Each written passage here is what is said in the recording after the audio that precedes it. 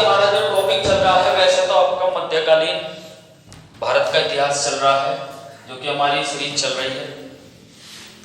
तो जैसा कि इसकी अवधि आप जानते भी हैं, एक बार फिर से पुनः याद रखना, 712 से लेकर 1707 ईस्वी जो कि मध्यकालीन भारत के इतिहास की अवधि है, याद रखना, कई बार पूछी जाती है।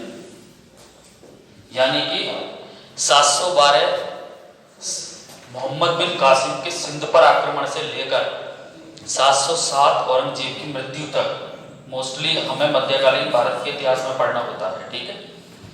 बाकी हम पहला गुलाम वंश को हम पढ़ चुके, जिसको हम कहते थे दास वंश या ममलूक वंश के भी नाम से जाना जाता था। अभी हम जो आज जो पढ़ने वाले हैं स्टूडेंट, वो है आपका खिलजी वंश।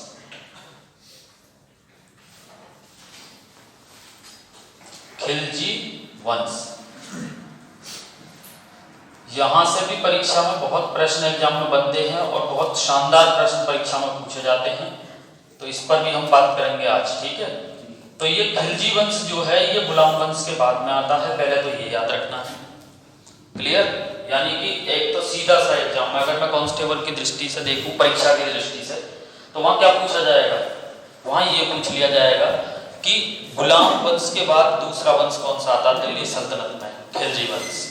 खिलजी वंश की मोस्टली अवधि हमें याद होना चाहिए स्टूडेंट। जो खिलजी वंश की अवधि है वो आपका, चूंकि वो समाप्त हुआ था 1290, बहुत ध्यान से सुनना, गुलाम वंश की जो समाप्ति हुई थी 1290 और ये है आपका 1320 तक। स्टूडेंट अवधि याद रखनी है, कई बार आपके दरोगा लेवल का जब एग्जाम आप दे रहे होंगे ना, तो निश्चित रूप से वो प्रश्न आपसे परीक्षा में पूछ लिया जाएगा कि इस बीच की अवधि किस वंश से संबंधित है। यानी कि 1290 से लेकर 1320 की जो अवधि है वो कौन सी है, खिलजी वंश। मोस्टली माइंड में हो जाना चाहिए, क्लियर। साथ ही साथ एक तथ्य बहुत अच्छा है जो हमेशा याद रखना, परीक्षा में पूछा जाएगा, दिल्ली सल्तनत का वह एकमात्र वंश कौन सा है जिसकी अवधि सबसे कम है। तो स्टूडेंट याद रखना है, दिल्ली सल्तनत का एकमात्र वंश खिलजी वंश है जिसकी अवधि जो है सबसे कम है, यानी कि इसकी सबसे कम है और इस बाकी सभी की सबसे ज्यादा ही है। इतना तो समझ ही गए होंगे, ठीक है। तो कई बार अवधि भी याद रखनी है, साथ के साथ खिलजी वंश दिल्ली सल्तनत का एक ऐसा वंश है जिसकी अवधि सबसे कम है, यानी कि दिल्ली सल्तनत में सबसे कम है।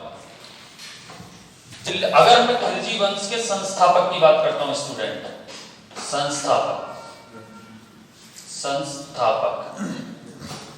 बहुत ध्यान से सुनना, इसके पीछे का भी थोड़ा सा हिंट हमें लेके चलना पड़ेगा, क्योंकि यहां से प्रश्न पीछे का भी, अभी हम कुछ गुलाम वंश पे भी चर्चा करेंगे, थोड़ा सा करना होगा, इतना जरूरी करना है जितना जरूरी है, पीछे जाना जरूरी है उतना हम जरूर जाएंगे, उससे आगे नेक्स्ट फिर हम देखेंगे।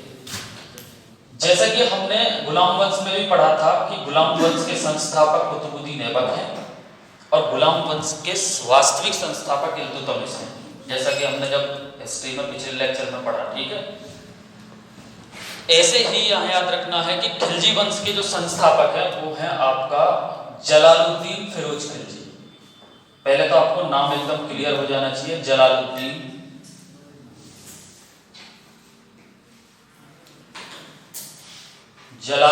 फिरोज खिलजी। स्टूडेंट ये चीज आप दिमाग में बिल्कुल बैठा है, पूछा जाएगा कि खिलजी वंश के संस्थापक कौन थे।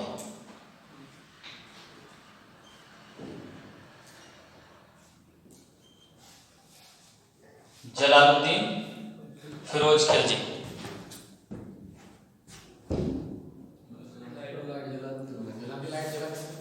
तो जलालुद्दीन फिरोज खिलजी क्या है, इस वंश के संस्थापक हैं, बहुत ध्यान से सुनना, क्लियर। अरे क्लियर है। तो मोस्टली हमें क्या है, बहुत हम आगे भी चर्चा करेंगे, लेकिन पहले इनका छोटा सा बैकग्राउंड हमें मालूम होना चाहिए कि भाई किस तरीके से आए, कैसा है जलालुद्दीन फिरोज खिलजी, चूंकि इसके संस्थापक बने।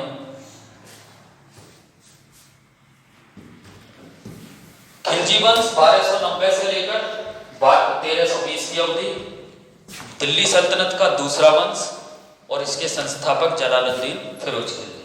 कैसे जलालुद्दीन फिरोज खिलजी बने, जरा ध्यान से सुनेंगे। जलालुद्दीन फिरोज खिलजी जो थे, इनके जो पूर्वज थे, बहुत ध्यान से सुनना, यानी कि इनके पूर्वज, जलालुद्दीन खिलजी के जो पूर्वज थे, जैसा हम आजकल कह देते हैं बड़े बूढ़े, क्लियर, उनके बड़े बूढ़े, ऐसा ही है। तो इनके जो पूर्वज थे वो इल्तुतमिश के शासनकाल में भारत आए थे।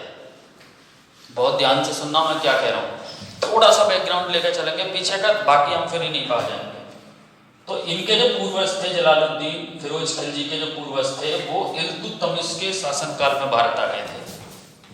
यानी कि अब आपको ये क्लियर हो जाना चाहिए, इल्तुतमिश के शासनकाल में इनके पूर्वज जो थे जलालुद्दीन खिलजी के, वो भारत आए थे।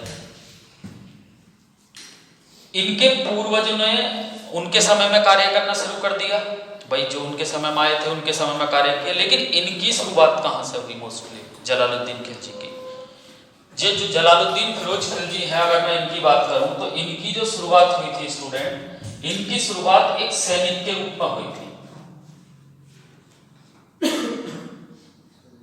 एक सैनिक के रूप में हुई थी, और इनकी शुरुआत बलबन के शासनकाल में हो गई थी। मतलब मोस्टली जो याद रखना, यानी कि एक इनका जो ऐसा कार्य कह सकते हैं, सैनिक रूपी कार्य, या प्रशासन में तो खैर आगे आए थे, लेकिन जो सैनिक रूपी कार्य जो कह सकते हैं, सैनिक के रूप में इनका कार्य स्टार्ट हो गया था किसके शासनकाल से? बलबन, यानी कि वही बलबन जो कि तुगलक दिल्ली सल्तनत में गुलाम वंश में सबसे लंबी अवधि तक अगर किसी ने शासन किया तो वो कौन थे? बलबन। तो बलबन में के काल में इन्होंने सैनिक के रूप में इन्होंने कार्य शुरू कर दिया था। किसने? जलालुद्दीन फिरोज खिलजी ने। तो इनके पूर्वज इल्तुतमिश के शासनकाल में आए थे, लेकिन इनका जो कार्य स्टार्ट हुआ था वो सैनिक के रूप में बलबन के शासनकाल में स्टार्ट हुआ था, याद रखना, ठीक है। अब ये संस्थापक कैसे बने, बहुत ध्यान से सुनना। इससे पहले हमने एक वंश पढ़ा था जिसका नाम था गुलाम वंश।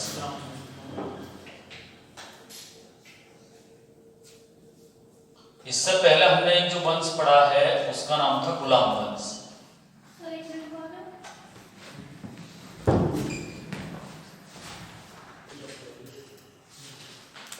तो देखिए उस समय गुलाम वंश था, इससे पहला वंश, और हम जानते हैं, और एक बार पुनः इस चीज को बार बार रिकैप करने का इसलिए प्रयास करें ताकि चीजें याद रहें। रिवीजन जिसे हम कहते हैं, रिवीजन, यानी कि दोबारा, विजन यानी कि देखना, ठीक है। तो गुलाम वंश या दास वंश या फिर ममलूक वंश, गुलाम वंश के जो पहले संस्थापक है वो तो मैंने आपको बता ही दिया कि कुतुबुद्दीन ऐबक थे, वास्तविक जो थे इल्तुतमिश थे। लेकिन गुलाम वंश के जो अंतिम शासक थे क्यूमर्स, बहुत ध्यान से सुनना।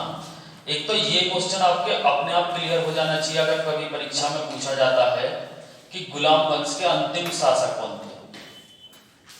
गुलाम वंश के जो अंतिम शासक थे स्टूडेंट, वो थे क्यूमर्स। एक तो ये भी परीक्षा में आपसे चाहे यूपी पुलिस का कांस्टेबल की परीक्षा हो या दरोगा की हो, पक्का पूछ लिया जाएगा गुलाम वंश के अंतिम शासक कौन थे। गुलाम वंश के अंतिम शासक क्यूमर्स थे, यानी कि ये चीज आपके बिल्कुल स्पष्ट हो जानी चाहिए और भी क्लियर। इनका नाम क्यों आया है उसका कारण है चूंकि जलालुद्दीन से कहीं ना कहीं लिंक करते हैं, ठीक है। तो अब आप समझ गए होंगे, वैसे तो इनका कार्य सैनिक के रूप में बलबन के समय में शुरू हो गया था, अब कार्य इसी तरीके से चलता आया। लेकिन जो गुलाम वंश के अंतिम शासक थे जिनका नाम था क्यूमर्स, क्लियर, उनके संरक्षक रहे। यानी कि ये क्लियर हो जाना चाहिए। यहां से एक बहुत शानदार प्रश्न बनेगा, जरा ध्यान से सुने क्या बनेगा। जलालुद्दीन फिरोज खिलजी शासक बनने से पहले किसके संरक्षक थे? संरक्षक। जलालुद्दीन फिरोज खिलजी शासक बनने से पहले, यानी कि 1290 से 1296 की अवधि रही है, उस पर भी हम बात करेंगे। तो इससे पहले वो किसके संरक्षक थे? बहुत बेहतर क्वेश्चन पूछा जाएगा, तो याद रखना क्यूमर्स के संरक्षक थे, क्लियर। ये क्यूमर्स के संरक्षक बने, संरक्षक यानी कि उनकी देखभाल करने वाले, क्लियर है। लेकिन स्टूडेंट एक बात हमेशा याद रखनी है, संरक्षक का मतलब एक तरीके से प्रोटेक्शन ही मानो, प्रोटेक्शन यानी कि सुरक्षा करने वाला। लेकिन यहाँ क्या था, जलालुद्दीन के मन में कुछ और बात होगी। तो जलालुद्दीन ने एक कह सकते हैं कि इन्हें फंसाकर, यानी कि उसके मन में क्या चल रहा था ये क्यूमर्स को मालूम नहीं था, तो संरक्षक के रूप में भले ही होते हुए संरक्षक इनकी हत्या करवा दी। किनकी? क्यूमर्स।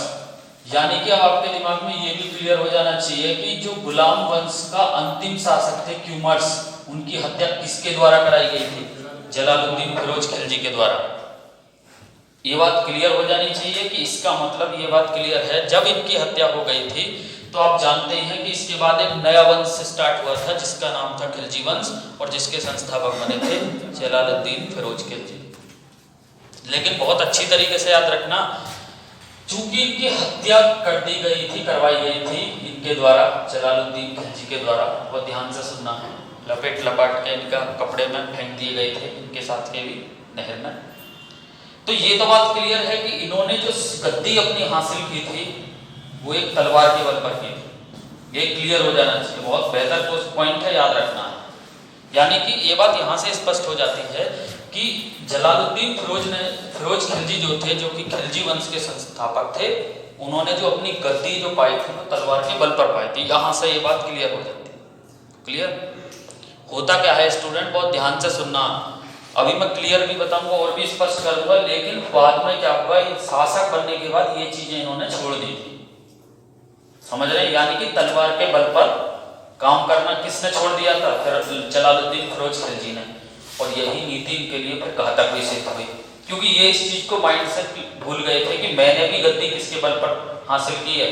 तलवार के बल पर, तो इसकी रक्षा भी तलवार के बल पर ही की जा सकती थी। क्लियर? लेकिन ये इस बात को भूल गए थे। पूरी विषय वस्तु पर भी चर्चा होगी, जरा ध्यान से सुनेंगे। जलालुद्दीन फिरोज खिलजी इसके इस प्रकार संस्थापक बने, अब आपके समझ में आ गई। ये आपको याद रखना, फैक्चुअल है, क्वेश्चन पूछा जा सकता है कि गुलाम वंश के अंतिम शासक कौन थे? क्यूमर्स। बहुत अच्छा है। अगर किसी वजह से क्यूमर्स ऑप्शन में ना हो तो कैकुबाद को कई बार पूछ लिया जाता है, क्योंकि इससे पहले जो संस्थापक थे वो कैकुबाद थे, तो उस बात को भी कम से कम याद रखना है। तो बाकी से तो आप याद रखें कि हाँ, गुलाम वंश के अंतिम शासक कौन थे? क्यूमर्स। जब ये संस्थापक बने खिलजी वंश के, तो इनकी पढ़िए तो खिलजी वंश की अवधि, स्टूडेंट बहुत ध्यान से सुने, 1290 से लेकर 1320 की जो अवधि है ना, वो खिलजी वंश की है। यानी कि पूरा खिलजी वंश, जो कि एक दिल्ली सल्तनत का एक वंश ही, या कह सकते हैं दिल्ली सल्तनत का दूसरा वंश। क्लियर? लेकिन जलालुद्दीन फिरोज खिलजी की जो अवधि है वो 1290 से लेकर 1296, ये अवधि आपको अलग से याद रखनी है। 1290 से लेकर 1296 जो अवधि है वो किसकी है? जलालुद्दीन फिरोज खिलजी की। अब आप सोच रहे होंगे कि हमें क्यों बार बार ये बताया जाता है कि अवधि याद करनी है। स्टूडेंट, इस बीच में अगर कोई ऐसा मुद्दा बन जाता है ना किसी बार कि जलालुद्दीन फिरोज खिलजी ने कब क्या किया, तो आप आराम से बता सकते हैं कि 1290 से लेकर और 1296 के बीच की जब अवधि ही किसकी है? जलालुद्दीन फिरोज खिलजी की। तो इस बीच में ही उन्होंने मोस्टली अपने कार्य किए। समझ रहे हैं? ये तथ्य आपको याद रखना ही है कि इन्होंने तलवार के बल पर गद्दी हासिल की थी, लेकिन बाद में ये क्या था, ये इसे भूल गए थे कि हमने तलवार के बल पर हासिल की है, तो इसकी रक्षा भी तलवार के बल पर ही की जा सकती है। क्लियर है? अरे क्लियर? इनके शासन में और बलबन के शासन में अगर हम तुलना करें जरा सी, बहुत ध्यान से सुनना। बलबन के समय में विद्रोही तत्वों का दमन करने के लिए हिंसात्मक तरीके अपनाए गए, जैसा कि मैंने पहले ही लेक्चर में भी बताया। बलबन के समय में जो हिंसा करने वाले लोग थे उनका दमन, यानी कि उनको दबाने के लिए कैसे तरीके बलबन ने अपनाए थे? वो हिंसात्मक तरीके अपनाए थे, जिसको हम कहते हैं रक्तम लोह की नीति। मैंने पढ़ाया लास्ट लेक्चर में। इनके समय में क्या था? इनके समय में शांतिपूर्ण तरीके से, यानी कि विद्रोही तत्वों को शांतिपूर्ण ढंग से मनाने के साथ, या फिर कह सकते हैं प्यार के तरीके के साथ उनको मनाने का प्रयास किया गया। कई बार एग्जाम में पूछा जाता है, बहुत बढ़िया प्रश्न है, कि दिल्ली सल्तनत का वह शासक कौन है, या दिल्ली सल्तनत का वह प्रथम शासक कौन है जिसने पहली बार ये प्रथम शासक कौन है जिसने विद्रोही तत्वों को मनाने का प्रयास किया, यानी कि विद्रोही जो वो थे दमन करने वाले विद्रोही जो थे उनको मनाने का प्रयास किया। तो ये थे जलालुद्दीन फिरोज खिलजी। बहुत ध्यान से सुनना, यानी कि ऐसे शासक जिन्होंने जैसे कि मान के चलो उनकी नीति और इनकी नीति में डिफरेंट, ऐसा समझिए विलोम शब्द हो, वो बलवन अपनी नीति का प्रयोग ऐसा करते थे विद्रोही तत्वों को दबाने के लिए, रखते वक्त लोग की नीति यानी कि विद्रोही तत्व को दबाने के लिए मारकाट वाली नीति। इनकी नीति क्या थी? प्यार से मान जाना, प्यार से मनाना, ये सब। ये इस बात को भूल चुके थे कि इन्होंने भी गद्दी किसके बल पर हासिल की थी? तलवार के बल पर, तो रक्षा भी तलवार के बल पर ही होती। तो ये इनके फ्लॉप होने का कारण भी रहा, आगे हम देखेंगे भी, ठीक है। ध्यान से सुनना, एक एक तथ्य को बहुत अच्छी तरीके से सुनना, ठीक है।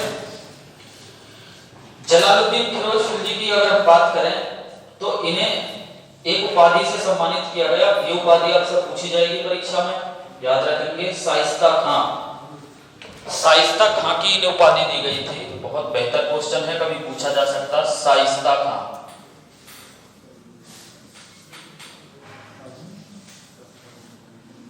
जलालुद्दीन फिरोज खिलजी को किसकी उपाधि दी गई थी? स्टूडेंट, शाइस्ता खां की उपाधि दी गई थी। पहले तो ये बात माइंड में एकदम सेट बैठा लीजिए कि शाइस्ता खां की उपाधि किस शासक को दी गई थी? जलालुद्दीन फिरोज खिलजी। किसने दी थी, यहां तक भी पूछा जा सकता। अगर मैं एसआई की भी बात करूं तो इनको जो ये उपाधि दी थी कैकुबाद ने दी थी। कैकुबाद के द्वारा दी गई थी। आप सोच रहे होंगे अभी कैकुबाद कौन है? कैकुबाद जो है वो गुलाम वंश के एक शासक थे जिनका क्रम क्यूमर से पहले आता है। बहुत अच्छी तरीके से समझ ले मैं क्या कह रहा हूं। कैकुबाद गुलाम वंश के एक कौन थे?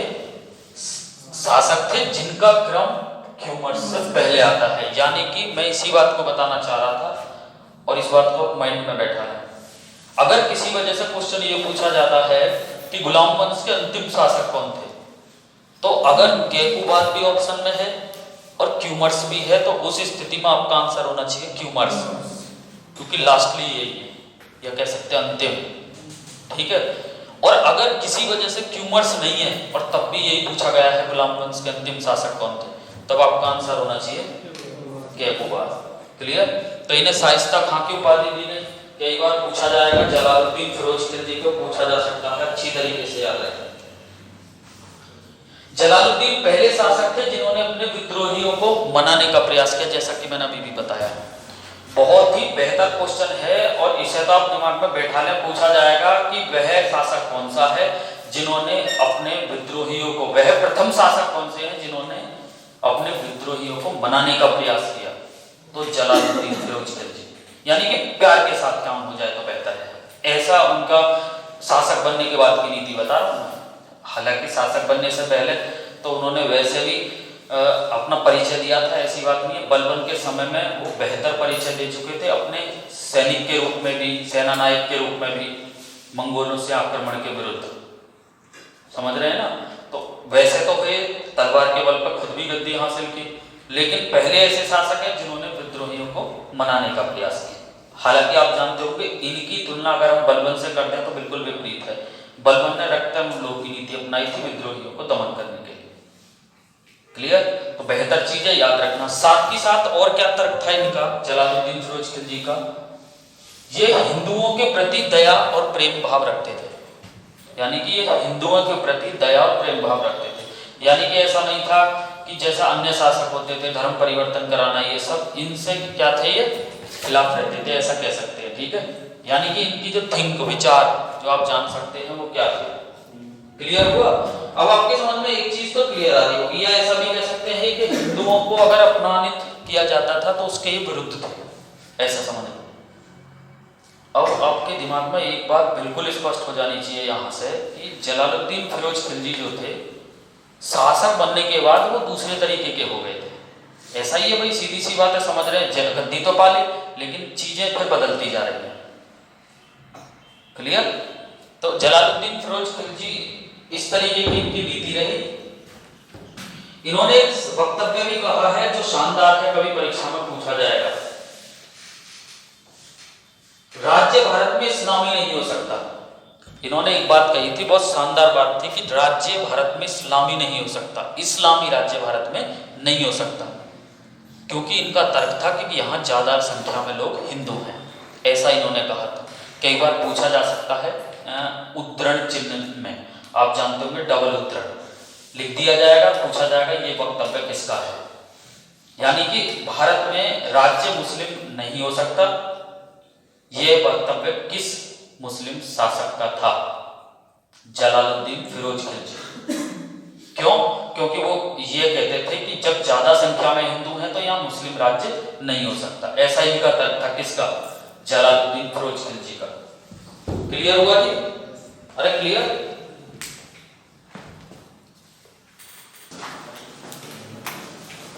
तो देखिए, जैसा कि आपने नाम सुना होगा, बहुत ध्यान से सुनना, एक नाम सुना होगा अपना अलाउद्दीन खिलजी। अभी तक तो हम जलालुद्दीन खिलजी की बात कर रहे हैं, एक नाम सुना होगा अलाउद्दीन खिलजी। सबसे पहले तो आप ये जाने इनके पॉइंट्स में कि ये जो अलाउद्दीन खिलजी थे, अलाउद्दीन खिलजी,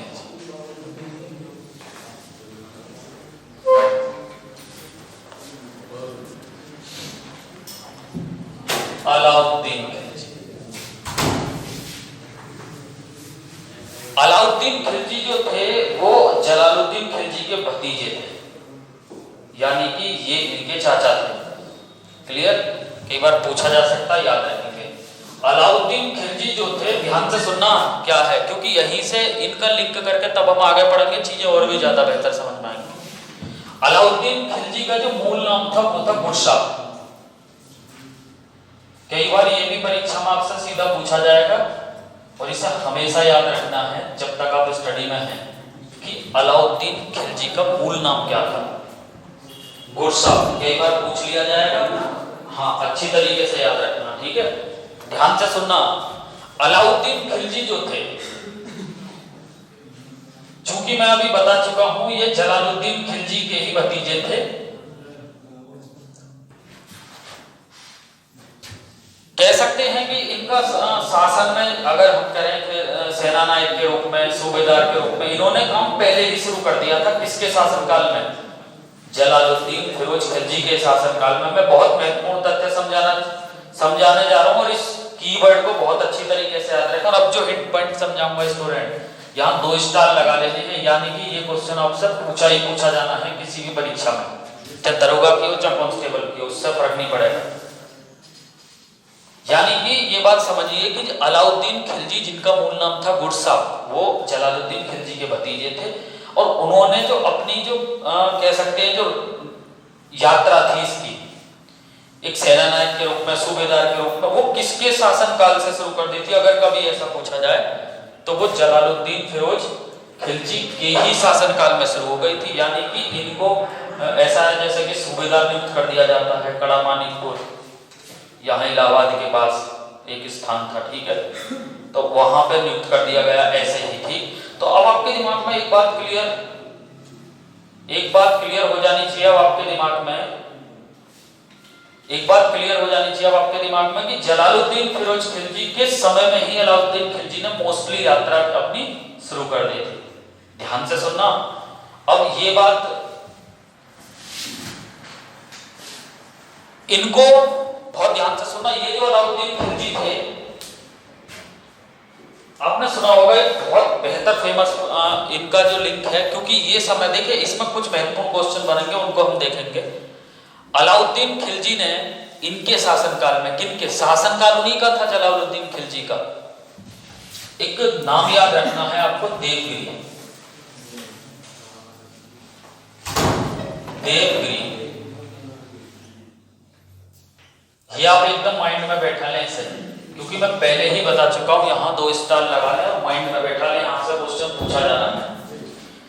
देवगिरी, यानी कि इसको इस तरीके से याद रख सकते हैं कि देवगिरी पर अगर किसी मुस्लिम शासक ने, मुसलमान ने अगर हमला किया तो पहला मुसलमान कौन सा था?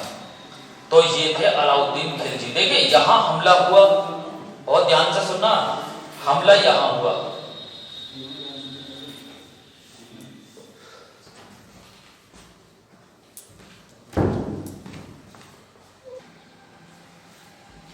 तो ये जो अलाउद्दीन खिलजी थे, इन्होंने देवगिरी पर आक्रमण किया।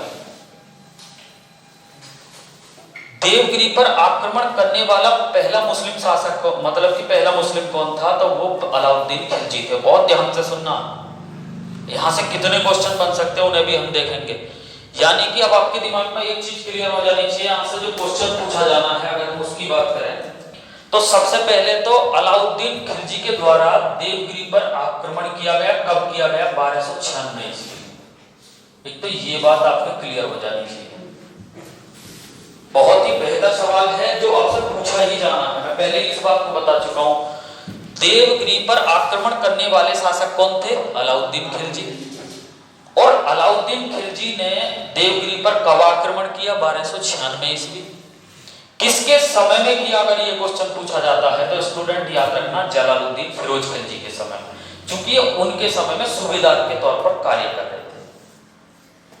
समझ रहे हैं? यानी कि यहां से देखिए कितने कीवर्ड निकल के आते हैं सामने, अगर परीक्षा के दृष्टिकोण से अगर हम देखें। देवगिरी पर आक्रमण करने वाला शासक कौन था? अलाउद्दीन खिलजी। किसके समय में हुआ? जलालुद्दीन फिरोज खिलजी। कब हुआ? 1296 में हुआ। और देवगिरी का उस समय शासक कौन था? तो रामचंद्र देव। बहुत अच्छी तरीके से सुनना स्टूडेंट, पूछा जाएगा। रामचंद्र देव वहां के शासक थे।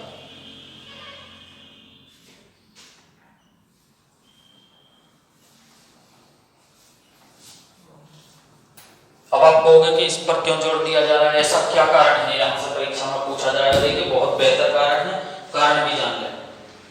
देवगिरी का शासक उस समय रामचंद्र देव थे। क्लियर? ये दक्षिण का एक स्थान था। और ये भी क्वेश्चन पूछा जा सकता है कि वह मुस्लिम शासक कौन है जो जिसने सर्वप्रथम दक्कन को भेदा, यानी कि दक्षिण पर पहुंचे, दक्षिण पर अधिकार किया जिसने, तो अलाउद्दीन खिलजी। किसके समय में? जलालुद्दीन फिरोज खिलजी के में। कब? 1296 ईस्वी। कौन थे उस समय वहां के शासक? रामचंद्र देव। अच्छा, कारण क्या था? बहुत शानदार क्वेश्चन। अगर मैं यूपीएसआई की भी बात करूं, देखिए अब मैं यूपीएसआई वाले भी क्वेश्चन लेने वाला हूं। वहां के शासक रामचंद्र देव थे, लेकिन कारण क्या था अलाउद्दीन खिलजी का यहां पर आक्रमण करने का मेन उद्देश्य क्या था? यहां आक्रमण करने का मेन उद्देश्य था स्टूडेंट कि धन को लूटना। बहुत ध्यान से सुनना, किसको लूटना? धन को लूटना। अब आपके दिमाग में एक बात क्लियर हो जानी चाहिए, कई बार कथन कारण वाले क्वेश्चन परीक्षा में बन जाते हैं कि अलाउद्दीन खिलजी ने जब देवगिरी पर आक्रमण किया, क्लियर, तब उनका मुख्य उद्देश्य क्या था? उस आक्रमण का मुख्य उद्देश्य क्या था? तो उस आक्रमण का मुख्य उद्देश्य था धन को लूटना, ना कि साम्राज्य विस्तार। ऐसा नहीं था कि साम्राज्य विस्तार करना है, मेन उद्देश्य था इस आक्रमण का धन को लूटना, ना कि साम्राज्य विस्तार। ये बहुत बेहतर पॉइंट है, कई बार कथन कारण में सीधा पूछ लिया जाएगा, यानी कि पूरा कंप्लीट होना चाहिए यहां से। अब आपके दिमाग में ये बात आ रही होगी कि ऐसा क्यों था, वही क्यों चुना भाई, देवगिरी क्यों चुना? देवगिरी एक ऐसा स्थान था, ऐसा स्टेट था उस समय भारत का, जहां अच्छा खासा व्यापार होता था साउथ में, जहां अच्छा खासा धन था। यानी कि ये देवगिरी के जो शासक थे रामचंद्र देव, उनके पास एक ठीक ठाक सिस्टम था, वहां पैसा कुछ ज्यादा था, ऐसा कह सकते हैं सोना चांदी कुछ ज्यादा थे अन्य राज्यों की अपेक्षा। इसलिए आक्रमण करने का मुख्य उद्देश्य, मतलब कि आक्रमण करने का मेन कारण ये था, उद्देश्य सिर्फ धन को लूटना था, न कि साम्राज्य विस्तार करना था। ये क्लियर होना चाहिए। मैं एसआई का क्वेश्चन बता रहा हूं, सब इंस्पेक्टर में क्या पूछा जाएगा? सब इंस्पेक्टर में हमेशा ऐसा क्वेश्चन पूछा जाएगा यहां से। कांस्टेबल में तो सिर्फ इतना पूछ लिया जाएगा कि अलाउद्दीन खिलजी ने सर्वप्रथम दक्षिण के किस स्थान पर आक्रमण किया था? देवगिरी। वहां के शासक कौन थे? रामचंद्र देव। कब किया था? 1296 ईस्वी में, यानी कि लेटेस्ट लास्ट टाइम ही किया था, आप जानते ही होंगे। 1290 से लेकर और 1296 के बीच की अवधि खुद किसकी है? जलालुद्दीन फिरोज खिलजी की। और 1296 में ही क्या किया था इन्होंने? आक्रमण। वहां से धन लूट लिया था। धन लूटना मुख्य उद्देश्य था, साम्राज्य विस्तार करना उद्देश्य नहीं था, विशेष रूप से याद रखेंगे। 1296 में किया। कई बार ऐसा भी क्वेश्चन, इसी क्वेश्चन को दूसरी लैंग्वेज में कैसे पूछ लिया जाएगा? वह मुस्लिम शासक कौन सा था जिसने सर्वप्रथम दक्कन को भेदा? आप जानते होंगे भारत में क्या था, जितने भी मुस्लिम से इस तरीके से आए, north east west north south, east west north west की तरफ से आए, यानी कि उत्तर पश्चिम या कह दो पश्चिमोत्तर। क्लियर? इस तरीके से आए और इस तरीके से नीचे की तरफ चले। तो सबसे पहले वह मुस्लिम शासक कौन सा था जिसने दक्कन को भेदा, यानी कि दक्षिण की तरफ जाने वाला पहला शासक कौन था? अलाउद्दीन खिलजी। किसके समय में गया? जलालुद्दीन फिरोज खिलजी के समय। अब चूंकि दक्षिण की तरफ गया तो विंध्याचल पर्वत पार करके गया। तो कई बार इसी क्वेश्चन को दूसरी लैंग्वेज में ऐसा भी पूछ लिया जाएगा कि विंध्याचल पर्वत पार करने वाला पहला मुस्लिम शासक कौन था? विंध्याचल पर्वत पार करने वाला पहला मुस्लिम शासक कौन था? तो विंध्याचल पर्वत पार करने वाला पहला मुस्लिम शासक भी कौन था? अलाउद्दीन खिलजी। क्लियर? तो यहां तक मेरे हिसाब से बात समझ में आ जानी चाहिए। कई बार पूछ लिया जाएगा, इस तरीके के क्वेश्चन बन सकते हैं।